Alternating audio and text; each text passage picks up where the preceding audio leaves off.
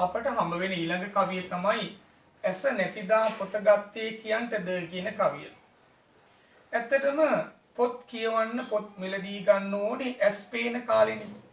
ඇස් පේන්නේ නැති කාලේ වයසට ගිහිල්ලා යමක් හොඳට පැහැදිලිව පේන්නේ නැති කාලෙක අපි පොත් මිලදී අරගෙන කියවන්න ගියොත් ඒක තීරමක් ඇති වැඩක් නෙවෙයි. ඊළඟට කියනවා දත නැතිදා උක්දඬු ගිනි තපින්ටද. උක්දඬු කියන්නේ හපලා විෂ උරා බොන්න ඕනේ රස විඳින්න ඕනේ જાතිය. ඉතින් මේ උක්දණ්ඩක් හපලා කන්න නම් අපිට දත් ශක්තිමත්ව තියෙන්න ඕනේ. හරියමං විදියට දත් ටික නැති කාලෙක වයසට ගිහිල්ලා උක්දණ්ඩු හපන්න ගියොත් නිකන් කට තුවාල කරගන්න වෙන්නේ. තීරමක් නැති වැඩක්. ඊළඟට කියනවා වෙර නැතිදා ගහගත්තේ දිනන්ටද. ශක්තිය නැති කාලේ ගහගන්නේ දිනන්නද. ඇත්තටම ඉතින් ගහගන්න එක අපිට අනුමත කරන්න පුළුවන් දෙයක් නෙමෙයි. නමුත් ගහගන්නම ඕන නම් ගහගන්න ඕනේ එකට හයියක්තිය තියෙන කාලේ. මහලු වයසට ගිහිල්ලා අතපය මේ දුර්වල වෙච්ච කාලෙක ගහගන්න ගියොත් නිකන් ගුටි කන්න තමයි. ඒ නිසා ගහගන්නවා නම් ගහගන්න ඕනේ හයියක්තිය තියෙන කාලේ. ඊට අවසානයේ කියනවා යුද්ධ ඇතිදා නැති කග කොස් කොටන්නද. යුද්ධයේ තියෙනකොට තමයි කඩු ඕන වෙන්නේ යුද්ධ කරන්න. යුද්ධය අවසන් වුණාට පස්සේ කඩු අරන් ආවට වැඩක් නැහැ. යුද්ධ කරන වෙලාවේ කඩු නැතු වුණොත් මැරෙන්න සිද්ධ වෙනවා. අවියාවුද නැති වුණොත්. එහෙම වුණොත් යුද්ධ වෙලාවේ කඩු නැති වුණොත් අවියාවුද නැති වුණොත් සතුරන් ගැතින් පරාජයටපත් වෙන්න වෙනවා. එහෙනම් යුද්ධයේ තියෙන වෙලාවේ තමයි කඩු තියෙන්න ඕනේ. එතකොට මේ කවියේ සමස්ත අදහස මොකක්ද? සමස්ත අදහස තමයි දරුවෝ මේ කවියදි කියන්නේ යමක් තියෙන්න ඕනේ කාලේ තියෙන්නේ නැතුව පසුව තිබිලා ඇති වැඩක් නැහැ කියන එක. යමක් තියෙන්න ඕනේ කාලේ තියෙන්නේ නැතුව පසුව තිබිලා ඇති වැඩක් නැහැ කියන එක. ඇත්තටම අපිට ඇස් පේන කාලේනේ පොත් තියෙන්න ඕනේ කියවන්න. ඒ වගේම තමයි දත් තියෙන කාලේ තමයි උක්දඬු තියෙන්න ඕනේ. එහෙම නැත්නම් හයියක් තියෙන කාලේ තමයි ගහ ගන්න ඕනේ. යුද්ධ තියෙනකොට තමයි කඩු තියෙන්නේ. ඒ වගේ තමයි ජීවිතේ. සමහර වෙලාවට අපිට තියෙන්න ඕන කාලේ තියෙන දේ නැති වුනහම පසු වෙලා හම්බ වෙලා වැඩක් නැහැ. අපි උදාහරණයක් විදිහට ගමු මෙහෙම. දැන් අපිට ඉගෙන ගන්න කාලේ ඕනේ ඇතැම් පොත්පත්. ඉගෙන ගන්න අවශ්‍ය කරන උපකරණ. කාට හරි කෙනෙකුට ඉගෙන ගන්න කාලේ මේවා ලැබෙන්නේ නැහැ. හැබැයි පහු වෙලා පස්සේ කාලේ ගියා කසාදයක් එහෙම බදලා ඉන්න කාලේ මේවා හම්බ වෙනවා. දැන් වැඩක් තියෙනවා එයාට පොත්පත් කොච්චර තිබ්බත් දැන් එයාට ඉගෙන ගන්න පුළුවන් දාපුව පාසලට ගිහින්. සපත්තු සිරප්පු ඇඳුම් බෑග් සේරම තිබ්බයි කියලා වැඩක් වෙන්නේ නැහැ ඒක. ඒවා තියෙන්න ඕනේ ඉගෙන ගන්න කාලේ. ඒ වගේ ජීවිතේ අපිට යම් යම් දේවල් තියෙන්න ඕන කාලවකවානු තියෙනවා. ඒවා තියෙන්න ඕනේ මේ කාලේ. නැති වුණොත් මොකද වෙන්නේ? අපිට ඒකෙන් ප්‍රයෝජනයක් ගන්න බැරි වෙනවා. දැන් කොහොමද මේක අපේ ජීවිතේට වැදගත් වෙන්නේ? ඒ කියන්නේ අපි සමහර දේවල් ළඟා කරගත යුතු අවදීන් තියෙනවා. ආන්ගේ අවදීදී අපිව ළඟා කරගන්න උත්සාහ කරගන්න ඕනේ. දැන් අපි හිතමුකෝ අධ්‍යාපනයෙන් හරියමං විදිහට අධ්‍යාපනය හදාරන්න බැරි වුණොත් මොකද වෙන්නේ? හොඳ අධ්‍යාපනයක් නොලැබුණොත් අපිට ඊළඟ පියවරට අපි යන්න බැරි වෙනවා. සාර්ථකත්වයේ පියවරට අපිට යන්න බැරි වෙනවා. එතකොට අපිට සමාජයට හොඳ රැකියාවක් ලබා ගන්න ඒක ගැටලුවක් වෙන්න පුළුවන්. ඊළඟට හොඳ රැකියාවක් නොලැබුණොත් මොකද වෙන්නේ? හොඳ ආදායම් මාර්ගයක් අපිට ලැබෙන්නේ නැහැ. හොඳ ආදායම් මාර්ගයක් නොලැබුණොත් අපිට අපේ ජීවිතය අවශ්‍ය කරන යම් දේවල් ලබා ගන්න හම්බ වෙන්නේ නැහැ. නිවසක්, වාහනයක්, එහෙම නැත්නම් මේ වගේ දෙයක් තවත් අවශ්‍ය කරන ඇඳුම් පැළඳුම් මේවා අපිට අපේ නිසි කාලෙදි ලබා ගන්න බෑ. ඒතර අපි හරි විදියට අපේ ජීවිතේ ගොඩනගාගෙන ගියොත් අධ්‍යාපනයේ රැකියාවේ අපේ පිළිවෙලට අපිට ලැබුණොත් මොකද වෙන්නේ? ඒකට අපිට අපේ ජීවිතයේ උමනා කාලේ උමනාදී ළඟා කරගන්න පුළුවන්. හොඳ ආර්ථිකයක් අපිට හදාගන්න පුළුවන්. හොඳ සමාජ මට්ටමක් හදාගන්න පුළුවන්. හොඳ දැනුම් මට්ටමක් හදාගත්තොත් අපිට සමාජ ඉස්සරහා ජීවිතයේ ඒ අවශ්‍ය කාලට අවශ්‍ය දේවල් ලබා ගන්න පුළුවන්. දැන් හිතන්නකො දැන් මැදි වයසට ඇවිල්ලත් සමහර ඔබ දැකලා ඇති වයසට ගිහිල්ලත් සමහර තාත්තලා අම්මලා විවිධ රැකියාවල ඉදිනවා. සමහර වෙලාවට ආරක්ෂක අංශේ මේ ඉන්නවා ඒ නිදි කිරා වැටෙනවා කෙලින් හිට ගන්න බෑ අදි පව් ඉතින් මේ ඇයි එහෙම වෙන්නේ හේතුව තමන් ජීවිතේ සුදුසු දේවල් සුදුසු කාලේ ළඟා කරගත්තේ නැහැ හොඳ ආර්ථික ශක්තියක් හදාගෙන නැහැ තමන්ගේ සැඳේ අවදිය සුවසේ ගත කරන්න පුළුවන් ආර්ථික මට්ටමක් ඒ සමාජ මට්ටමක් හදාගෙන නැහැ. ඒ කියන්නේ සුදුසු දේ සුදුසු කාලයට ළඟා කරගෙන නැහැ. ඒකේ අවසාන ප්‍රතිඵලයේ මරණකන් දුක් විඳින්න වෙනවා. වේදනාවෙන් කනගාටුවෙන් ජීවත් වෙන්න සිද්ධ වෙනවා. එහෙනම් මේ කවිය අතිශයින් වැදගත් අපිට අපේ ජීවිතයේ එක එක අවදීන් වලදී අපිට එක එක දේවල් අවශ්‍ය වෙනවා. ඉතින් ඒ අවදීදී අපිට ඒ දේ අවශ්‍යයි. දැන් සරල උදාහරණයක් ගත්තොත් එහෙම තව කෙනෙක් විවාහ වෙන්න ඕන අවධියක් තියෙනවා. ඒ විවාහ වෙන්න ඕන අවදීදී ආ විවාහ නොවුනොත් මොකද වෙන්නේ? පහුවෙලා විවාහයක් කරගන්න අපහසුවටපත් වෙනවා. විවාහයක් කරගත්ත ධර්මයන් ලබන්නේ පහුවෙලා. සමහර ධර්මයන් ලබා ගන්න බැරි වෙන්නත් පුළුවන්. එතකොට දැන් බලන්න මේ කවියෙන් අපිට දෙන උපදේශය අතිශයින් වැදගත් නේද? අපි හැම දෙයක්ම කරන්න ඕන කාලයක් තියෙනවා. ඉගෙන ගන්න ඕන කාලයක්, රැකියාවක් කරන්න ඕන කාලයක්, ආදරය කරන්න ඕන කාලයක්, විවාහ වෙන්න ඕන කාලයක්, ධර්මවල හදන්න ඕන කාලයක්, ගෙවල් දොරවල් හදන්න ඕන කාලයක්, යාන වාහන ගන්න ඕන කාලයක් තියෙනවා අපිට. අපි ඒව ගැන අවබෝධයෙන් හරි සැලැස්මකට අපි ජීවිතය සකස් කරගත්තේ නැතුනොත් මොකද වෙන්නේ? එහෙම නැති වුණොත් අපිට ඕන දේ වුණා කාලේ නෑ. ඒ වයසට ගිහිල්ලා ලෙඩක් දුකක් වුණොත් අපිට හොඳ ආර්ථිකයක් නෑ. ඒ නිසා මේ පද්‍යයෙන් අපට ලබා දෙන උපදේශය අපේ ජීවිතයේ සාර්ථකත්වයට අතිශයින්ම වැදගත් උපදේශයක් කියලා අපට කියන්න පුළුවන්. අපේ මීළඟ කවිය වෙන්නේ එක්කුණ දාට උක්දණ්ඩේ පැණිසේමා කියන කවිය. එක්කුණ දාට උක්දණ්ඩේ පැණිසේමා කියන්නේ එක් වෙලා ඉන්නකොට උක්දණ්ඩේ පැණි වගේ ජීවිතේ මිහිරි. වෙන්ගුණ දාට යක් දෙබරේ වදසේමා. දෙදෙනෙක් වෙන්ගුණාට පස්සේ ආදරෙන් ඉඳලා තරහ වුණාම හරියට කොයි වගේද යක් දෙබරේ වදේ වගේ අමිහිරි. දැන් උක්දණ්ඩේ පැණි කියන්නේ ඊටාම මිහිරි කවුරුත් කැමති. යක් දෙබරේ වද කියලා කියන්නේ ඒවා රසවත් නෑ අමිහිරි.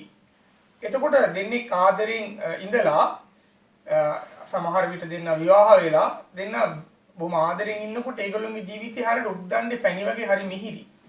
හැබැයි දෙන්න වෙන් වුණාම මොකද වෙන්නේ? යක් දෙබරේ වදේ වගේ අමිහිරි එකිනෙකාව රුස්සන්නේ නැහැ. ඊළඟට කියනවා ගොසින් ගොසින් කටුවත්තේ යගසීමා. කාලයක් ගත වෙනකොට කටුවත්තේ යග වගේ. කටුවත්තේ යගේ හැමතිස්සෙම ඇමිනෙන්න පුළුවන්, හීරෙන්න පුළුවන්, වේදනාකාරී. ඉතින් ලඳේ කරවිල තිබ්බටු සීමා. ඉතින් ලඳුනි කරවිලයි තිබ්බටුයි වගේ දැන් අපේ ජීවිතේ. කරවිල කියන්නේ තිත්ත රහයි, තිබ්බටු කියන්නේ කහට රහයි. දෙක ගැලපෙන්නේම නැහැ. ඒ වගේ තමයි ජීවිතේ. දැන් මේ කවියෙන් පෙන්වන්නේ එකිනෙකාට ආදරය කරලා එකට ජීවත් වෙන මිනිස්සු වෙන වුණාට පස්සේ උන්ගේ ස්වභාවය කොයි වගේද කියලා පෙන්වන්නේ. සමහර අය ඉතින් ආදරය කරන කාලේ හරියට අපි කියන්නේ මේ උක්දණ්ඩේ පැණි වගේ මේ කවියට අනුව උක්දණ්ඩේ පැණි හරිම මිහිරි ජීවිතය. හරිම රසවත් බොහොම ආදරෙන් කෙනෙක්ව ඇඳ ගනිමින් කෙනෙක්ව දැන් ආදරය කරන කාලේ සමහරලාට අනික් කෙනාට නොකියා ඈත දුර හිටියත් අනික් කෙනා කෑවද බිව්වද කියලා හොයලා බලනවා. නොකියා කන්නේ බොන්නේ නැහැ, ගමනක් බිමනක් යන්නේ නැහැ. මේ හැම දෙයක්ම හොයලා බලනවා. ඒක තමයි ජීවිතය හරිම රසවත්. නින්දේදී පවා සිහිනේදී පවා දකින්නේ අය ඔහු ජීවිතේ කියන්නේ දවසේ ගත කරන වැඩි කාලයක් ඒ පුද්ගලයාව තැනැත්ති එක්ක ජීවත් වෙන්න කැමතියි. ඊටස් මොකද වෙන්නේ කාලයක් ගිහලා දැන් සමහරට මේගොල්ලෝ විවාහ වෙනවා. ඔන්න විවාහ වුණාට පස්සේ එකිනෙකාගේ රුචි අරුචිකම් වෙනස් වෙන්න පටන් ගන්නවා. එකිනෙකාගේ ගති ස්වභාවයන් තේරුම් ගන්න පටන් ගන්නවා. ඒවා Tamanට රුස්සන්නේ නැති වෙනවා. ආන් එතකොට මොකද එකිනෙකා අතර ගැට නැති වෙන්න පටන් ගන්නවා. එතකොට වෙන්නේ ජීවිතේ ටික ටික ඈත් වෙන්න පටන් ගන්නවා. ආදරය කරන කාලේ එකිනෙකා ඊටාම ලං වෙලා තුරු වෙලා ආදරෙන් හිටම මිනිස්සු ආදරෙන් පස්සේ විවාහයෙන් පස්සේ එකිනෙකාගේ සැබෑ ගති ස්වභාවයන් තේරුම් ගන්න පටන් ගත්ත ගමන් මොකද වෙන්නේ? එකිනෙකා පෙන්වන්න බැරි තත්ත්වයටපත් වෙනවා. හරියට යක් දෙබරේ වදේ වගේ ජීවිතයේ නීරස වෙන්න පටන් ගන්නවා. ඇයි මම මෙහෙම කරගත්තේ? ඇයි මම විවාහ වුනේ? ඇයි මම මේ මිනිහයාට ආදරය කළේ කියලා කියන්න පටන් ගන්නවා. දැන් උදාහරණයක් විදිහට නන්දා මාලිනියගේ ගීතයක් තියෙනවා. එයා කියනවා මිදි විෂයයි හලාහල විස බිව්වේයි මා. මිදි උස කියලා මම බීලා තියෙන හලාහල විස යාට තේරෙනකොට සෑහෙන කාලයක් ගිහින්. ඒක තමයි මිනිසුන්ගේ ස්වභාවය දරුවෝ. මිනිසුන්ගේ ස්වභාවයමයි. ඒකෙන් තව කෙනෙකුට ඇල්මක් ආදරයක් බැඳීමක් ඇති වුනහම අපිට එයාගේ තියෙන සීල දුර්ගුණ පේන්න නැතු යන පටන් ගන්නවා. ඒ වෙනකොට අපිට පේන්න පටන් ගන්න එයාගේ යහගුණ සුගුණ තමයි පේන්න පටන් ගන්න. හැබැයි මිනිස්සු ඕනම දෙයක් අත්පත් කරගන්නකන් තමයි මිනිස්සුන්ට ඒ ගැන තියෙන කුතුහලය තියෙන්නේ. යමක් අත්පත් කරගත්තට පස්සේ ඒක සාමාන්‍යකරණය වෙනවා. අනිත් පුද්ගලයා වූ තැනැත්තිය තමාට අයිති කරගත්තාට පස්සේ විවාහ වුණාට පස්සේ තමාගේ කියලා දැනුණාට පස්සේ මිනිස්සුට තියෙන කුතුහලය එතනින් එහාට නැති වෙනවා. ඒකේ ප්‍රතිඵලය තමයි ඉන්පස්සේ අර පුද්ගලයාගේ සුගුණ පවා දුගුණමින් පේන්න පටන් ගන්නවා. ඒ නිසා අර ආදරය කරන කාලේ තමන්ගේ රුචිකත්වයන් අනිකාගේ රුචිකත්වය වෙනුවෙන් කැප කරපු අය ඉන්පස්සේ උත්සාහ කරන්නේ තමාගේ අභිමතාර්ථ ඉෂ්ට කරගන්න. තමාගේ ජීවිතේ ගැන තමයි හිතන්නේ. එතකොට වෙන මොකද ගැට්ට නැති වෙනවා. විවාහ සංස්ථාව දෙදරා යනවා. දික්කසාද මට්ටමට එනවා. ඉතින් කාලයක් ගත වෙනකොට හරියට මේක කටුවක්ති අග වගේ යමිනෙනවා. නිතර ගැටුම්, මානසික පීඩා, දුක්, කඳුළු එන්න පටන් ගන්නවා. අවසානයේදී කරවිලයි තිබ්බටු වගේ කියලා තේරුම් ගන්නවා. අපි කෙනෙකුට ගැළපෙන්නේ නැහැ කියන කොහොම තේරුම් ගන්නවා. දැන් මේ සමස්ත කවියෙන් මොකද්ද කියන්නේ? එහෙනම් අපිට යම් කෙනෙක් හෝ පුද්ගලයෙක් හෝ තැනැත්තියක් ගැන ඇල්මක් ආදරයක් ඇති වූ පමණින්ම අපි එයාට ගැළපෙනවද එයා අපිට ගැළපෙනවද කියලා තීරණය කරන්න බෑ. සාමාන්‍යයෙන් අපේ ගැමි සමාජයේ තියෙනවා තනිකඩ පුද්ගලයන් හඳුන්වන නම ගෑනු භාගයේ පිරිමි භාගයයි කියලා. අවිවාහක අය හඳුන්වන්නේ ගෑනු භාගය නැත්නම් පිරිමි භාගය කියලා. ඉතින් ගෑනු භාගයයි පිරිමි භාගයයි දෙක එකට සෙට් වුණාම තමයි සම්පූර්ණ එකක් වෙන්නේ. කියන්නේ විවාහ වුණාම. වැරදි භාගයක් අපි සෙට් කරගත්තොත් මොකද වෙන්නේ? වැරදි භාගයක් අපි සම්බන්ධ කරගත්තොත් එක්කෙනෙක් දකුණට අදිද්දි තව කෙනෙක් වමට අදින්න පුළුවන්. ඒකට ගැළපෙන්නේ නැහැ. එහෙනම් විවාහයේදී ආකල්පමය වශයෙන් ගැළපෙන පුද්ගලයන් තමයි විවාහ වෙන්න ඕනේ. හැමදාම ජීවිතේ උක්දණ්ඩේ පැණි වගේ රසවත්ව තියාගන්න පුළුවන් පුද්ගලයන් තමයි එකිනෙකා සම්මුඛ වෙන්න ඕනේ, මුණ ගැහෙන්න ඕනේ, විවාහ වෙන්න ඕනේ. ඒ නිසා අපි දුටු පමණින් රූපේ නිසා හෝ කටහඬ නිසා හෝ වෙනත් කාරණාවක් නිසා එකිනෙකා කෙරෙහි බැඳිලා ආදරයෙන් වැළඳ ගන්න උත්සාහ කරනවා වෙනුවට අපි එකිනෙකාගේ ආකල්පමය ගැළපීම් තියනවාද කියලා බලලා ඒ වගේ අය විවාහ කරගන්න පුළුවන් නම් විවාහ ජීවිතේ සාර්ථකව ඉස්සරහට ගෙනියන්න පුළුවන්කම තියෙනවා. එහෙම නැතුව බාහිර ස්වරූපයේ දිහා බලලා අපි ආශාවන් පසුපස හඹා ගිහිල්ලා යම් දේවල් ලබා ගන්න ගියොත් වෙන්නේ මොකක්ද? මෙන්න මේ වගේ මේ කවිය කියන ආකාරයට ජීවිතය අවසානයේදී කරවිලයි තිබ්බටි වගේ නීරස වෙන්න පුළුවන්. එහෙනම් නීරස නොවන රසවත් ජීවිතයක් ඇති කරගන්න නම් හැඟීම් වලට ආශාවන්ට වහල් නොවි බුද්ධියෙන් තීරණ ගන්න ඕනේ කියන එක කවියා එතෙන්දී අපිට කියලා දෙනවා. මීළඟ කවිය ජීවිත යථාර්ථයේ දිහාවට අපිව අරගෙන යන කවියක්. ඒ කවිය කියනවා රන් විමනේ සිටිමුත් දුක නැති වෙද්ද පැනිමීයේ කෑමුත් බඩගින් නැද්ද මිනි බරණින් සැදමුත් ගත නොදිරද්ද පැණි වරකා ගසරක් වෙනවදිද්ද. මොකද්ද මේ කියන්නේ? රත්තරන් විමානයක හිටිය දුක කියන එක නැති වෙන්නේ නැහැ. බලන්න සිද්ධාර්ථ කුමාරයාට තිබ්බා රම්ම්‍ය සුරම්ම්‍ය සුබ කියලා එක එක ඍතුන් වලට ගැලපෙන මාලිගා. ඒ නිකම් හිස් මාලිගා නෙමේ. සියලු සැප සම්පත් නාටිකාංගනාවන් අන්තපුර ස්ත්‍රීන් මේ කෑම බීම සියල්ලෙන් අංග සම්පූර්ණ මාලිගා තුනක්. සීත කාලේ උණුසුම් වෙන්න උණුසුම් කාලේ සීත වෙන්න අනිත් කාලේ ඕනනම් ওই දෙකම ඉඳගෙන ඉන්න මාලිගා තිබ්බා. හැබැයි මෙයාට දුක කියන එක දැනන ජීවිතේ එයා ජීවිතය අභිනිෂ්ක්‍රමණය කරනවා. එයාට තාම ලස්සන යහ ගුණ යහපත් බිරිඳක් ලැබෙනවා. නමුත් ਉਹ දාලා යනවා. එහෙනම් ස්වර්ණ විමානයේ කරතරන් මුලින් හැදූ ගේක හිටියත් දුක කියන එක නැති වෙන්නේ නැහැ. ඉහළ ජීවිත ගත කරපු නැත්නම් ඉතා ධනවත් ජීවිත ගත කරු මිනිස්සුන්ගේ ජීවිත දිහාට හැරලා බැලුවම වුන් අපි දන්නවා දැන් උදාහරණයක් විදිහට එංගලන්තේ චාල්ස් කුමාරයාගේ බිරිඳ ඩයනා තාම සූපී කාන්තාවක් ලෝකෙම ආදරෙ දිනාගත්ත ගැහණියක්. නමුත් අවසානයේ තා නරක විදියට මරණයටපත් වෙනවා. පත් වෙන්නේ රියනතුරකින් ඒක සැලසුම් කළ එකක් කියලා කියනවා. නමුත් ඇගේ ජීවිත කතාව දිහා බැලුවම ඒ සතුටින් ජීවිතයේ විඳ බවක් කියවෙන්නේ නැහැ. එහෙනම් එවැනි අයට එහෙමනම් අපි වැනි අය ගැන කවර කතාවද? එහෙනම් ස්වර්ණ විමානයක හිටිය දුක කියන එක නැති වෙන්නේ නැහැ. අපි මේ වදේකම පැණි කනවා. මේ වදේක පැණි කන්න අමාරුයි. කයවයි කියමු. ඒ වුණාට බඩගිනි එන්නේ නැහැ. බඩගිනි එනවා. දැන් මොකද්ද මේ කියන්නේ? පළවෙනි කවියෙන් කියන්නේ දුක කියන එක හැමෝටම පොදු දෙයක්. ඒක උස් පහත් ભેදයක් නැහැ. දුක්පත් පැලකින්න මිනිසයාටත් රත්තරන් විමානයේ ඉන්න මිනිසයාටත් දුක තියෙනවා. දුක අදාළයි. ඒක විවිධ ආකාරයට එන්න පුළුවන්. ජාති දුක්ඛ, මරණම්පි දුක්ඛ, ව්‍යාධි දුක්ඛ වගේ තියෙනවා. ඉපදීමම දුක, වයසට යෑම දුක, ලෙඩවීම දුක, මරණය දුක, පියෙහි විප්‍රයෝගෝ දුක්, අපියෙහි සංපයෝගෝ දුක්ඛෝ. ප්‍රියයන්ගෙන් වෙන්වීම දුකයි, අප්‍රියයන් සම විසීම දුකයි. මේකේ දුක කියන්නේ කාටත් පොදු දෙයක්. දෙවෙනි පදයෙන් මේකේ කියනවා මිනිස්සුන්ගේ තියෙන අතෘප්තිකර බව. කොච්චර සැප සම්පත් ලැබුණත් මිනිස්සු කියලා කියන්නේ තෘප්තියටපත් වෙන જાතියක් නෙවෙයි. ඒ කියන්නේ මේ වදේක පැණි කෑවත් ආයි බඩගින්න කියන එක නැති වෙන්නේ නැහැ. ඒක ආපහු තව ටිකකින් එනවා. එන මිනිස්සුන් මොනතරම් සැප සම්පත් ධනෙ මිල මුදල් යාන වාහන තිබුණත් මිනිස්සු ඒ වාගෙන් තෘප්තියටපත් වෙන්නේ නැහැ. ඒක තමයි මනුෂ්‍ය ස්වභාවය.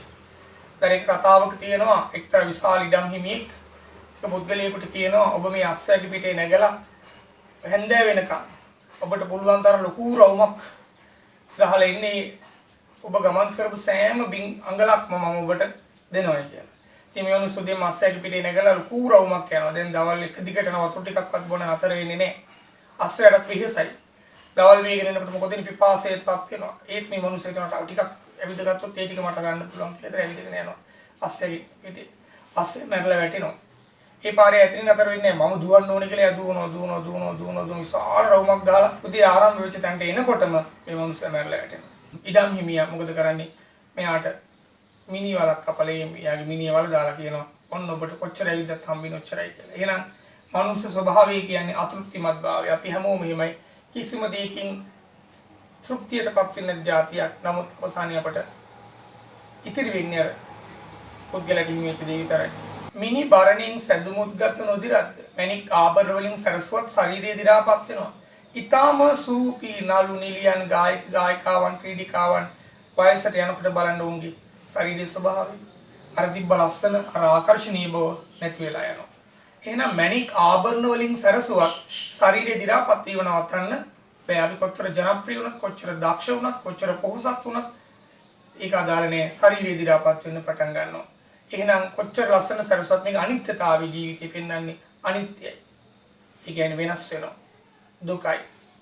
ඊළඟට කියනවා පැණි වරකා ගසටත් හිරෙනවා දිද්ද පැණි වරක කියන රසවත් ආහාරයක් රසවත් කෑමක් එහෙව් පැණි වරක ගහටත් හෙන වදින්න පුළුවන්. එහෙනම් ඕනම වෙලාවක ඕනෑම කෙනෙකුට දුක් කරදර පීඩාවන් වලට මුහුණ දෙන්න සිද්ධ වෙනවා. ඒක තමයි ලෝක ස්වභාවය. එහෙනම් මේ කවිය ඇතුලේ පෙන්වන්නේ අපේ සමස්ත ජීවිතයම පිටු කරලා සංක්ෂිප්ත කරලා කෙටි කරලා පෙන්වන ජීවිතය යථාර්ථය. ජීවිතය යථාර්ථය මොනතරම් ඉහළ ජීවිතයක් ගත කරත් දුක කියන එක කාටත් පොදුයි. ඒ විතරක් නෙවෙයි මොනතරම් වස්තුව සැප සම්පත් තිබ්බත් මිනිසා කියන්නේ අතෘප්තිමත් ජීවිතයක් ගත කරන කෙනෙක්. ඒ විතරක් නෙවෙයි මොනතරම් ලස්සන මොනතරම් දීපල මොනතරම් ආභරණ මොනතරම් අලංකාරත්වයක් තිබ්බත් ශරීරයේ ඉරාපත් වීම නවත්තන්න බෑ. අනිත් එක තමයි ඕනෑම යහපත් කෙනෙකුට පවා නරකක් වෙන්න පුළුවන්. එතකොට මේ පද්‍යයෙන් පෙන්වන ජීවිත යථාර්ථය අනිත්‍ය දුක්ඛ කියන මෙන්න මේ කාරණාව අනිත්‍ය භාවය මිනිස්සුන්ගේ තියෙන අතෘප්තිමත් භාවය මේ වගේ කාරණා ගොඩක් අපේ ජීවිතයට පෙන්වලා දෙනවා. මේ ජන කවිය අපිට මතක් කරලා දෙන අපේ ස්වභාවයන් මේකයි කියලා. මේ පද්‍ය පන්තියේ අවසාන පද්‍ය විදිහට තියෙන අඳුරු කරවලේ පඳුරට මුවා වෙලා කියන කවිය. අඳුරු කරවලේ පඳුරට මුවා වෙලා අන්ධකාරයේ පඳුරු වලට මුවා වෙමින් විදුලි එළිය දැක ගිනිහුල දියේ හෙලා. විදුලි එළිය දැක විදුලිය කොටනවා එළිය දැකලා ගිනිහුල දිය වතුර වලකට දාලා නිවනවා. දැන් අඳුරු කරවලේ පඳුරු වලට මුවා වෙමින් යනවා නම් යන්නේ ඒක හොඳ ගමනක් වෙන්න බෑ නේ. ඒක රහස් ගමනක්. ඒ යන අතර යා දකින්න විශාල එළියක් විදුලියක්. ටක් ගාලා මොකද කරන්නේ? Taman ගැටේ දෙන කිලි පන්ද වතුර වලට දාලා නිවනවා. වතුර වලට දාලා නිවුවයි කියලා කියන්නේ ආයෙ පත්තු කරගන්නත් බෑ නිකන් වතුර වල. ඒ කියන්නේ විශාල ආලෝකයේ ක්ෂණිකයි ටික වෙලාවයි ඊට පස්සේ අන්ධකාරයි. දැන් අතේ තිබු ගිනි පන්දමක් නෑ. අර විශාල ආලෝකයක් උඩ නැති වෙනවා. ඊළඟට කියනවා අනුන් ලියන් දැක තමලියට තලතලා. වෙනත් ස්ත්‍රීන් දැකලා වෙනත් අයට අයිතින් ස්ත්‍රීන් දැකලා ඒගොල්ලෝ ගැන ආසාවෙන් තමන්ගේ ස්ත්‍රීට තමන්ගේ බිරිඳට තලතලා පහර දෙමින් දුවන මුවන් දැක නොදමව නිලූපලා කවුරු හරි කෙනෙක් පලා නෙලමින් ඉන්න වෙලාවේ මූ ටිකක් දුවනවා දැකලා මූ මස් කණ්ඩ හිතාගෙන අතේ තියෙන පලා ටික විසි කරලා දාලා මූ පස්පස් ඉලවගෙන ගියා කියලා හිතන්නකො. අවසානයට මූ මස් ලැබෙන්නෙත් නැහැ. අතේ තියෙන පලා ටිකක් නැති වෙලා යනවා. ඒ වගේ කරගන්න එපා ජීවිතය කියලා කියනවා. මේක හරිම වැදගත් අද සමාජයට. බොහොමයක් පිරිමි බොහොමයක් ගැහැණුන්ගේ තියෙන දුර්වලතාවයක් මේ කවියෙන් පෙන්නනවා. ඒ තමයි වර්තමාන සමාජයේ බොහොමයක් පිරිමි තමන් විවාහ කරගත් ස්ත්‍රිය වෙනුවට වෙනත් ස්ත්‍රීන් ගැන ආශාවෙන් තමන්ගේ විවාහක බිරිඳට පහර දෙන, ඇයව පාට ඇදලා දාන තත්ත්වයක් ඇති වෙලා තියෙනවා. ඒ කියන්නේ මිනිස්සු තමා සතු දේ වටිනාකම නෙමේ බලන්නේ, අන් සතු දේ වටිනාකම ගැන තමයි හොයන්නේ. ඒක මිනිස්සුන්ගේ තියෙන එක්තරා දුර්වලතාවයක්. හැමතිස්සෙම අපිට හිතෙන්නේ අපි ළඟ තියෙන දේ නෙමේ වටින්නේ, අනුන් ළඟ තියෙන දේ කියලා. නමුත් අවසානයේ බලාගෙන ගියාම අර ඈත තියෙන අපට ළඟා කරගන්න බැරි, අපට අයිති කරගන්න බැරි දේට වඩා තමා ළඟ තියෙන දේ වටින බව තේරෙන්නේ ගොඩාක් පහුවෙලා. මම මේකට පුංචි කතාවක් ඕගොල්ලන්ට කියන්නම්. මේක අන්තර්ජාලයේ මම දැක්ක කතාවක්. එක්තරා පටි රටක සිද්ධ වෙන එකක් මේක. එක්තරා ස්වාමි පුරුෂයෙක් තමන්ගේ බිරිඳට කියනවා මම ඔයාව ලබන සුමානි දික්කසාද කරනවා කියලා. බිරිඳ එකපාරට කම්පණයටපත් වෙනවා. හැබැයි මේ බිරිඳයි ස්වාමියා අතර හොඳ සම්බන්ධයක් පසුගිය කාලෙම තිබුණේ. ස්වාමියාට වෙනත් සම්බන්ධයක් තියෙන බව බිරිඳ දැනගෙන හිටියා. බිරිඳ කියනවා ඔයාට බැරිද මේක මාසයක් කල් දාන්න. අර යනවා මොකද අපි පුතාට මේ මාසේ තමයි විභාගේ තියෙන්නේ. අපි දෙන්න වෙන් වුණොත් විභාගයට පුතා සාර්ථක වුණ දින එකක් නෑ. ඒ නිසා යාගෙන ඉතලා අර මාසයකට කල් දාමුද කියලා. ස්වාමියා එකඟ වෙනවා. බිරිඳ කියනවා තව මගේ අදහසක් තියෙනවා. මොකද්ද? ඔයා මාව විවාහ කරගත්තට පස්සෙන්ද උදෑසන අවදි වෙන වෙලාවේ ආ මාව ඇඳින් වඩාගෙන එළියට අරගෙන ඇවිල්ලා පුටුවක් උඩින් තිබ්බා. ආදරේ. පුළුවන් නම් ඔයා මට දවස් 3ක් ඒ දේ කරන්න මං වෙනුවෙන් කියලා. ස්වාමීන් වහන්සේ මහ ලොකු දෙයක් නෙවෙයි හරි මං එකක් කරන්නම් කියලා එකඟ වෙනවා. දැන් ਉਹ පළවෙනි දවසේ මේ කාර්ය කරන්න තරම් කැමැත්තෙන් නෙමෙයි. මේක දකින්න පුතා හිතනවා අම්මයි තාත්තයි ආදරෙන් ඉන්නවා කියලා එයා පොඩි ගහනවා සතුටු වෙනවා. දෙවෙනි දවසේ මෙයා ඒක කරනවා. අර පළවෙනි දවස් තරම් අකමැත්තක් නැහැ.